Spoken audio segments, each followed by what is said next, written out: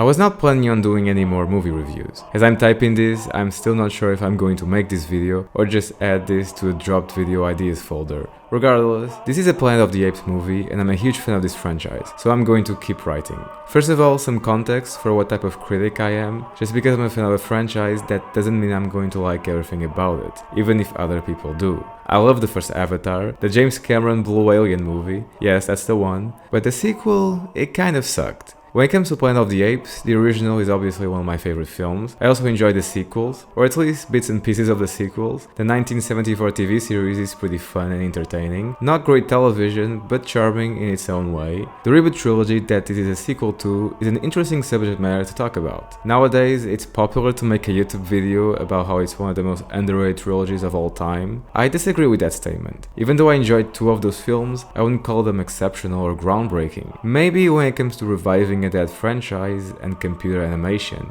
but when it comes to story, characters and plot, they were good, but nothing on the level of Game of Thrones or something like that. Rise is probably my favorite, but Dawn is also surprisingly fun to rewatch now and then. War is the black sheep of the family, a film with false advertising, lazy exposition, and the dumbest story progression they could have taken. It still amazes me, 7 years later, that this is the movie critics love the most. I'm more baffled by this score than even Black Panther.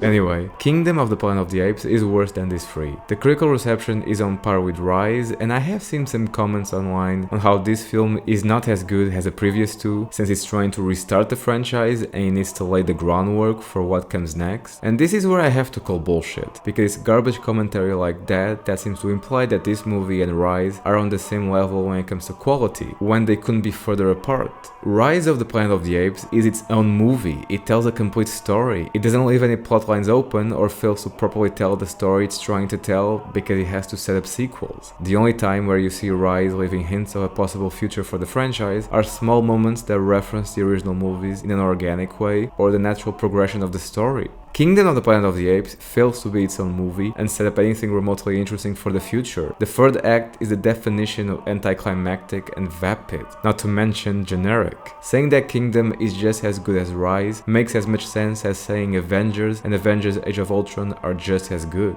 You're fucking wrong. You're blatantly ignoring key elements in the storytelling of both films. One works and the other one exists.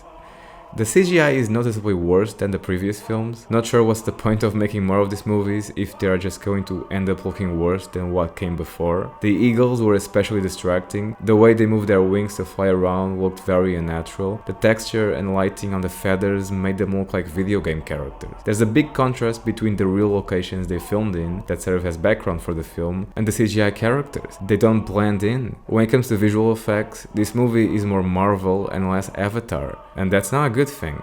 The new characters they introduced had little more depth than the mutants from beneath the Planet of the Apes. Everything about the storytelling in this film comes off like a diamond in the rough, minus the diamond part. There are some ideas present, but the execution leaves a lot to be desired. Many of the emotional moments don't feel earned in the slightest. Noah is our protagonist, and he loses his father pretty earlier on in the story. This gorilla is the one that killed him, and during the final act, there's a very similar fight scene to the one from Avatar: The Way of Water. This is probably a good time to mention that this movie shares the same writer as Avatar: The Way of Water, so maybe that's why it feels equally fake. The fight scene between Noah and the gorilla is watchable, but I wasn't invested whatsoever. It just sort of happens. It reminded me of all the action scenes from Star Wars: Rise of Skywalker. They were technically competent, but from a narrative standpoint, I didn't care. If you're a Game of Thrones fan, do you remember the fight between the Viper and the Mountain? Now imagine that fight scene, but remove all the personality from the characters. You don't know anything about them except they want to kill each other. It's still cool, but narratively worthless, like most of this movie. This gorilla is not a character, he's an NPC, and Noah seems to forget that his father was killed by him. That plot point is dropped by the film midway through, so their final fight feels meaningless. A lot of moments in this movie come off like the filmmakers were just ticking boxes on a checklist of Hollywood tropes and cliches.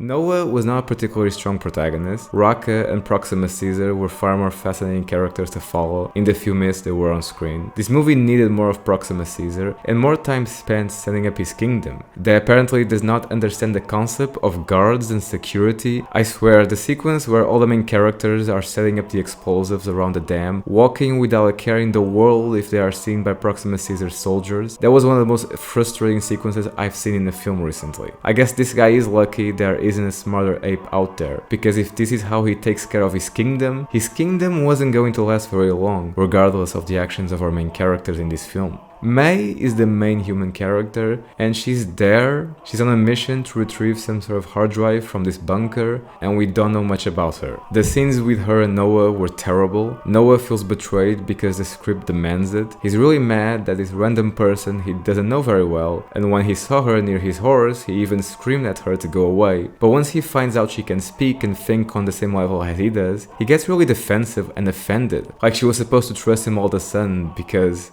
reasons not explained. Their entire relationship is severely underdeveloped. They have no rapport with each other. It all gives off a stench of contrived bullshit. Speaking of contrivances, I don't think I understood what happened in the end. After May opened the gates of the bunker and Proximus Caesar surprised no one with his presence, I thought the film was setting up the other ape, the friend of Noah, who at first seemed reluctant to help them when they asked him to, but then all of a sudden, like literally a minute later, changed his mind and showed up. The scene of him showing up was particularly cringy. The emotional music playing in the background made it seem like this was a pivotal moment in the movie, but it wasn't earned, it just happened randomly, and there's no explanation for his son changing character. He just gains more courage, and we as an audience are supposed to buy it. But the film doesn't take this route. Instead, Proximus Caesar tells Noah that he shouldn't trust May, making it seem like she was the one that told him about their plan in the first place. And then there's this whole bullshit with Proximus Caesar making Noah choose between his ape girlfriend and May. A moment so poorly set up, I don't even know what to think. This type of scene is usually present in stories where you take time and effort to create real characters that have a good relationship with each other, like in Arrow season 2, when Oliver has to choose between his two girlfriends. This movie doesn't seem to know how to get to a scene like this. It just shows you stuff you have seen in other stories and expects you to fill in the blanks. The more I think about the story of this film, the worse it gets. You know it's bad when I use a CW show as an example of superior storytelling. The final scene where Noah and his clan use the eagles to kill Proximus Caesar was laughable.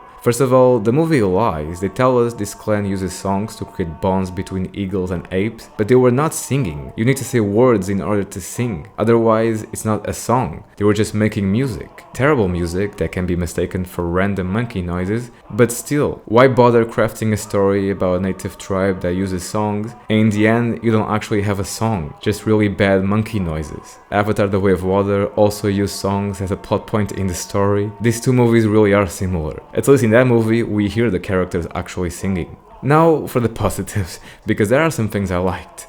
The movie is not complete dog shit. It's not Sound of Freedom or Rise of Skywalker. It's watchable for once. It gets boring once you realize the film doesn't have anything remotely interesting or new to say, but you can still watch the characters doing stuff and moving from place to place. The Easter eggs and references to the rest of the franchise were entertaining, especially as a Planet of the Apes fan. I enjoyed the part where Raka called Caesar their lawgiver. There was also a lawgiver in the original series, but he was an orangutan that was born hundreds of years after the death of Caesar. This time they simplify things and made Caesar the lawgiver instead. Raka calling May Nova because it was what they called all humans during the time of Caesar was also pretty fun. And the mama noise from the doll. I'm pretty sure that was the exact same sound effect they used in the original movie. This scene where Noah and the others see a drawing of a human child staring at a monkey locked behind bars, that also happened in the TV series, both the live action one and the cartoon. And I'm not sure if this was on purpose, but the actress that plays the character to whom May gives the hard drive she took from the bunker, she was in the 100 TV show. And it was funny how in that show she played one of the grounders who was at war with the people from Mount Weather, an underground bunker, but here she plays a human who lives in an underground bunker. So that was neat. Other than that, this movie sucked. I'm giving Kingdom of the Planet of the Apes a 3 out of 10.